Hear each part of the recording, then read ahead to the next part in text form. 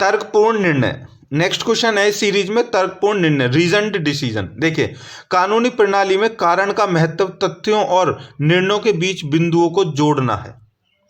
मतलब कि कानून प्रणाली में जो कारण होते हैं ना, मतलब कि जैसे किसी का मर्डर केस आया तो उसने मर्डर करने का कारण क्या था, रीजन, सबूत है, चलो ठीक है, मान लिया उसके पास सबूत है, ठीक है, उसके वहां पर मौके पे मिल गया, वो सबूत भी मिल गए, लेकिन उससे पहले एक चीज और इंपॉर्टेंट होती है दोस्तों, कि जब वो ये जानता है कि जो मर्डरर है उसने मर्डर किस कारण से किया, जलन के कारण किया या वो उसके साथ कुछ कर दिया था, कुछ भी कारण हो सकता है। इस कारण के बिना पूर्ण अच्छे तरीके से, ठीक है, कोई भी निर्णय नहीं हो सकता। तो समझ लीजिए तर्कपूर्ण निर्णय कितना इंपॉर्टेंट होता है, उसी के ऊपर बात कर रहे हैं।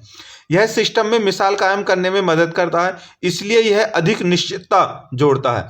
प्रदान किए गए कारण स्पष्ट, ठोस एवं संक्षिप्त होने चाहिए। यह सुविधा दो सिद्धांतों पर काम करती है। सबसे पहले, यदि निचले निकाय ने पर्याप्त कारण दिए हैं और उच्च निकाय उस निर्णय की पुष्टि कर रहा है, तो अब और कारण प्रदान करना आवश्यक नहीं है। लेकिन यदि उच्च निकाय निचले शरीर के निर्णय को निचले न्याय के निचले जो वो है मतलब निचला कोर्ट है, ठीक है, उसके शरीर के निर्णय को बदल दे रहा है, तो कारण प्रदान किए जाने चाहिए। दूसरे, यदि उच्च निकाय निचले निकाय के निर्णय की पुष्टि कर रहा है, उसने पर्याप्त कारण नहीं दिए हैं, तो वाद वाले को इसके साथ प्रदान करना चाहिए। इट मीन्स कि दो केस हैं, एक ये है एक ये है, इसने अपने कारण बता दिए कि इसने मर्डर करने का कारण जेलसी थी, ठीक है, वो नहीं चाहता था कि ये जिंदा रहे, अगर जीवित रहता तो उसके मन को सम्मान को ठेस पहुंचती, इसलिए उसने इसका मर्डर कर दिया। सही बात है, पहुंच गए।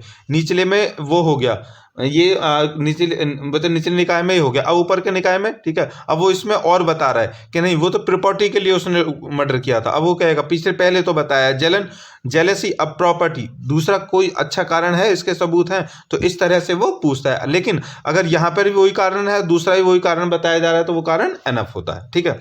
देखिए एग्जाम्पल में, Eurasian equipment and chemical limited बनाम पश्चिम बंगाल राज्य के मामले में सभी कर्मचारी इंजीनियरों को काली सूची में डाल दिया गया था। सर्वोच्च न्यायालय ने माना कि वैध और उचित आधार दिए बिना प्रशासनिक निकाय किसी को भी एक मुश्त आदेश पर ब्लैकलिस्ट नहीं कर सकता। आगे, जिस व्यक्ति को कारण बताओ नोटिस दिया गया, उसे सुनवाई का उचित अवसर दिया जाना चाहिए। मतलब कि उसके कारण भी उन्हें प्रॉपर बताने चाहिए, और कारण क्या था कि ऐसा कर दिया उन्होंने, ठीक है।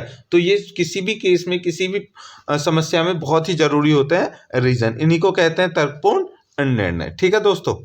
चलिए, तो ये क्वेश्चन हो गया यहाँ पर समाप्त, मिलते हैं नेक्स्ट क्वेश्चन के साथ।